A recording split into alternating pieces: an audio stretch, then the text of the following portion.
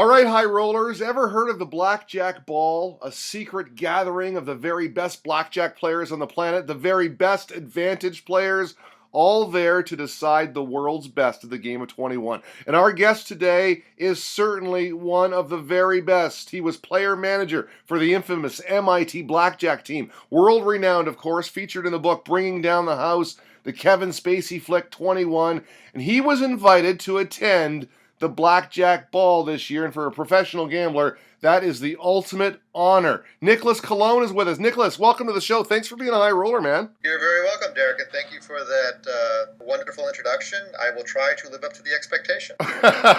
Well, listen, we aim to please, and you aimed to please yesterday when I saw that article. You certainly pleased me because I love little tidbits in the gambling world like this.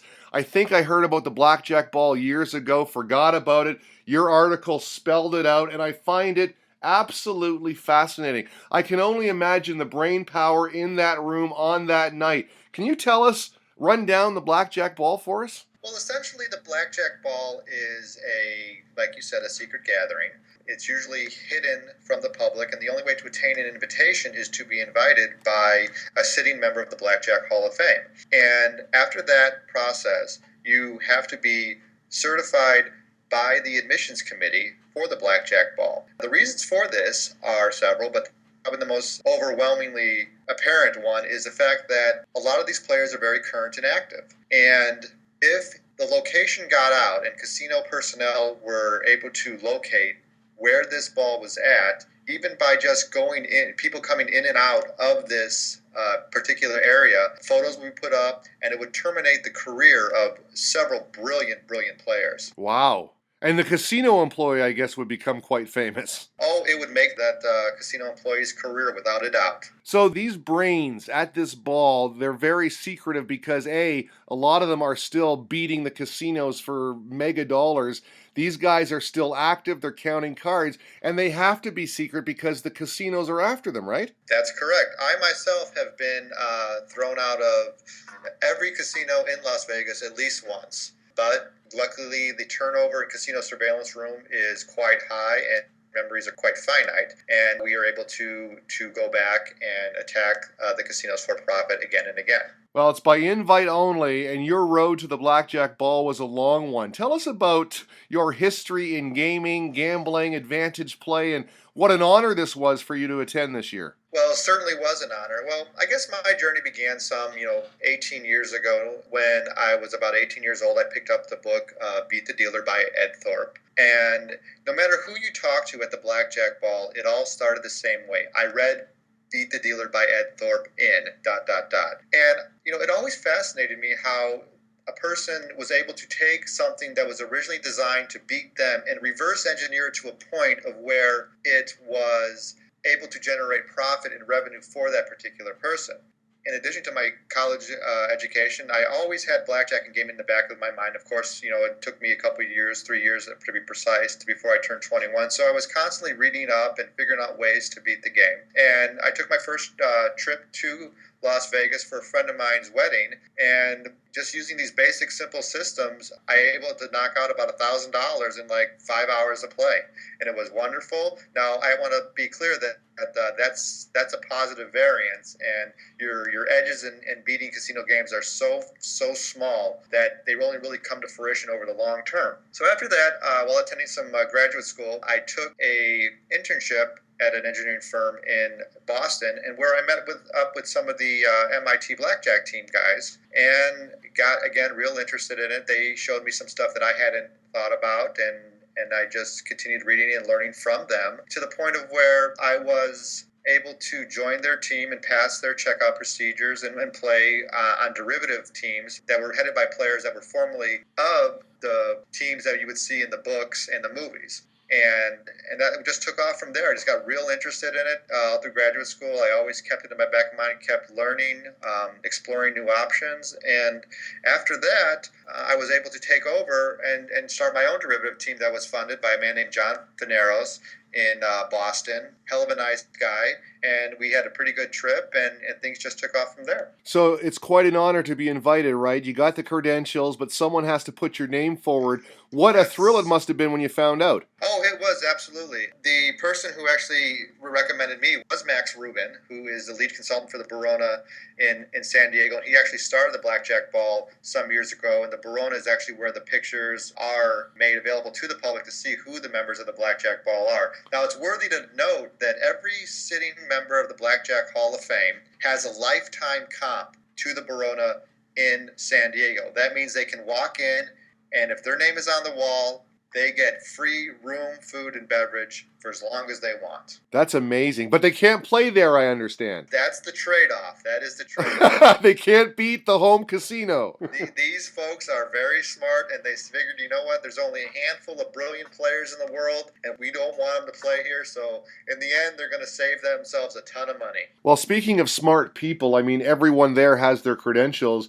You mentioned in the article that these minds are worthy of a Nobel Prize acceptance speech. I mean, these are the true AP players, correct? That is correct. Some of them include Blair Hall and Professor Ed Thorpe, like I stated before. And these people are, insanely bright, and their success has extended out of the blackjack realm. For example, Blair Hall, he ran a trading company and sold it in the the late 1990s, to one of these bigger firms for something like $530 million. Professor Ed Thorpe is a manager of a huge stock and options house, and his net worth exceeds $1 billion. And there's at least 4 billionaires, and these people have superior minds. But even if you can measure their IQ, which is probably maybe 150, that's 3 standard deviations above the mean. That puts them in the 99 percentile, but their success extends far beyond the 99 percentile of humanity. Well, I'm curious as to why you think that is. I mean, you address the topic of advantage play, how some of these players are considered criminal, when in your mind, it's the advantage player who needs to be protected. I mean, why have some of these top minds decided to take the blackjack route? Sometimes people think that's the seedy underworld of life, gambling. But here you have these brilliant minds going for it in that venue. Well, in my opinion, smart people always tend to have a problem with authority, and they don't really like being told what to do. When you're smart, people tend to need you, and you can use your mind creatively. And a lot of these guys saw it, they enjoyed it, they liked the David and Goliath scenario, and that's my insight to that. So the blackjack ball, you have to show up with a chilled bottle of champagne. That's how you get in. You have to be invited. Once you're in there, it all comes down to math, and it's serious business aside from the party atmosphere, because you guys are trying to win that title. Oh, that's very, very true. The way that works is what they call a Calcutta. And not only do we play, we try to determine what the best player is, or who the best player is. There's actually a jackpot, and how that works is every person at the blackjack ball puts in $20, and then you can bet on yourself, and you can take up to a 50% equity on yourself. So if you win the pot, then you can get quite a bit of money back. The way that works is there's 20 questions, very, very tough questions based on current events that happened in Las Vegas over the past year, also with some current mathematical probability questions. And in order to get to the final tables, what you have to do is, first, every player in the room is given a ballot, and they have to answer questions, 20 questions, and the top 15, 20 players out of the original 110 get to advance to the question and answer round, and then Max puts on, and then after that, the final 2, it's determined by a skill set where they have a blackjack table set up and determine various types of methodologies and what questions to answer and what the total optimum play strategy is, etc. So it comes down to the wire, and I understand this year it came down to 2 guys, a final question. And this thing is so secretive that the winner went by an alias. Is that correct? That's correct. His original alias was Amarillo Slim. It has a nice ring to it, but unfortunately there is a person in Hollywood, a stage actor, who has that particular name, and he decided to go with Lee Jensen. And we took the picture of the presentation of what they call the Groschen Cup with Max Rubin and Don Johnson, who got the bottle, a 15-liter bottle of champagne of Luc Belaire, Rare Rose Champagne, from Luc Belaire, and had it etched on it, the winner of the Blackjack Ball, the 20th annual Blackjack Ball, and it was a great time. So the winner didn't want his name out there because he's still crushing casinos? Oh, yes. Not only did he want his name, but we have to edit it, the picture of the winner. If you'll see in the article, which I'm sure you might link to, is actually there's it's edited out. Yes. So the cup, it used to be called the Blackjack Cup, but it's got a new name, and it's named after one of the all-time greats. Yes, it is. James Groshine is hands down the smartest advantage player I've ever met. He's a brilliant guy, Harvard and University of Chicago trained in economics, and it wasn't until recently that he was barred from playing, because in the past decade he's taken first or second. So everybody got together and basically it was a sure thing if you were able to bet on James, and after that, and he was just cleaning up left and right because he could buy 50% equity in his cell. So yeah, James Down is a brilliant guy, youngest member of the Blackjack Hall of Fame ever admitted, and he's a brilliant guy. Now, oddly enough, the reason he started gaming is that after graduating, in the 90s, he couldn't find a job. So he had been playing before, and he just started up again, and he noticed some things similar to the way that Professor Thorpe originally noticed some things at the casino. Went back and started crunching numbers, writing programs on the computer, and figure out a bunch of things. His book, called Beyond Counting, is probably the most in-depth and analytical book on advantage gaming ever written. Only 1,000 copies were ever printed, and these books, when one does come up for sale on eBay or something, they can bring anywhere between $5,000 and $10,000. Wow. Yes. And not only that, in order to originally purchase the book, James has to know you, and you have to be approved, which is very strange. And the original price is like $250. But I was fortunate enough that James and I have communicated over the years, and I was able to get my hands on that book. It's certainly like the great magician Di Vernon handing down his tricks to a protege kind of thing. That is absolutely correct. Very few people actually understand the complexity of this, and there's particular stuff in there that I found very useful and very in depth that I use as foundations or cornerstones of my own advantage play practices. And James can recognize people by the questions they ask. And that was a very high honor for me to have him say that I was one of the few people who actually understood this particular article in the book. So that was very good as well. Well, bottom line, one thing I recognized throughout your article is that these brilliant minds aside, these guys and these women seem to love the game of blackjack, or at least love the challenge. You got to be in it to love it, right? That's 100% true.